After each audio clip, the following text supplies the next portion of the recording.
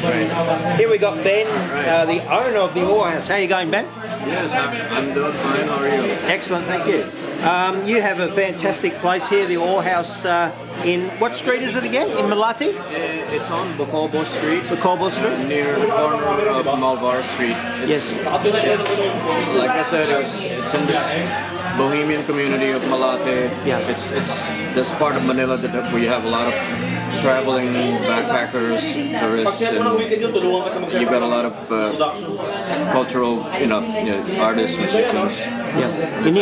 You're near Robinson's Mall in Malate too, right? Yeah, it's near Robinson's, and it's near the University of the Philippines Medical School. So, got it, yeah. And we've got a lot of students coming in. And you had Anthony Bourdain actually do a review, had food in here? Anthony dropped by 2 years ago he wanted to talk to a few journalists, former journalists, like me being a former photojournalist, and he wanted me to. He was asking about how the situation in Mindanao was. It was about an issue about journalists having to work in dangerous conditions in Mindanao. Yeah. But it was a good, and he wanted to talk to us like in a bar. Most of the guys on this team knew where OARHOUSE was, so they just mentioned it to us. It's good. Pretty famous place. Yeah. What was he like, Anthony Bourdain? He's exactly what you see of him on TV. Cool. Whatever he engages you in that conversation, it's normal. Yeah. Whatever he wants to talk about, he talks about, and he's a good guy. He's good conversationalist, and he talks to you and normally while the cameras are running. So there's nothing wrong with that. He just put you at ease, but he knows his stuff. He knows exactly what he's after, what he wants to talk about, and it was great. It was good talking to him. He was asking me about how the Filipinos felt about.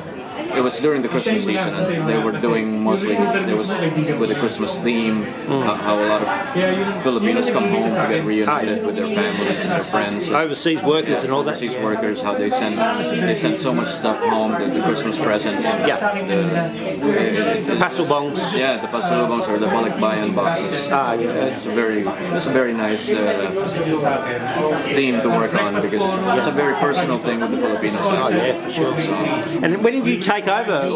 When did you take over this bar, Ben? I took it over around 2010. Yes. That was about close to 8 years ago now. Okay, cool. And I decided when I turned 50 years old, I said, well, I don't want to shoot for a living anymore. I just want to sit back in a bar and relax, run things, and just watch the world go by instead of having to cover it every day like I used to. Yeah. As a journalist. Yeah. All right, cool. And what have you had any other sort of special guests, famous people? Some people that dropped by, like Adam Richman, the Man vs. Food dude. The Man vs. what? Man vs. Food. Man vs. Food. YouTube channel. Yeah. It's on. I think it's on Travel Channel or. Okay. It's a travel channel. Okay. Yeah. So there have been other people who, visiting media production outfits. Drop by. They usually have their rap party. After the shooting finishes up, the production finishes. And because it's a hangout for journalists and for media production teams. They're always looking for people to relax after days running around in the city. It's really, it can be tiring. It really can be. For sure. The traffic and all. Well, you got a lot of artists come here too, Ben? Yeah. It's an artistic sort of place?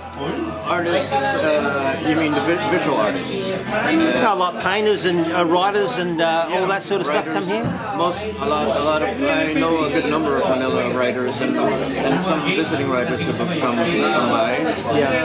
They're all, because they're all here to engage in conversation with their colleagues, or people who, their friends actually. They invite them here because they know that it's a place to have a good talk, have a good talk over beers and cold bulutan and food. It's really it's a very homey place. Homey bar. Oh, it is, really is. Is it what you'd call bohemian here? Would you not? It's a bit of sort of very bohemian. Yeah. Because it used to be just very. It used to be just be a place for expats or for foreigners who, because since an American started it back in 1977, and then later on the local artists discovered the place and they liked it as a hangout, and they started to exhibit some of their paintings, some of their photographs on the walls of the bar, and it's also an exhibition space. It's always something to talk about when you're at the OARHOUSE. Yeah, there is plenty of photographs and all that up here. Some of them are friends of mine, some of them are not. They ask me if the work is interesting enough. I offer the space to them for free because it's not it's really a nice community place to just talk about. Chill out and talk about everything under the sun. And you meet different people from different backgrounds. It's really what makes it very cool. You know, it's not just like a one group taking over a place. It's people from different walks of life, and that's what makes it very real. I noticed a couple of foreigners walk in a minute ago. There's the bar down there, guys. A TV up there. And, it's just a beautiful place. Really recommend it. The OARHOUSE here in, what's the street again? Bocobo. Near Robinson's Mall. Off of, what is it? The University of the Philippines School of Medicine, and they have a lot of med students hang out here to try to, they're all going to be future doctors. Okay, cool. What's that street down there? On Malvar.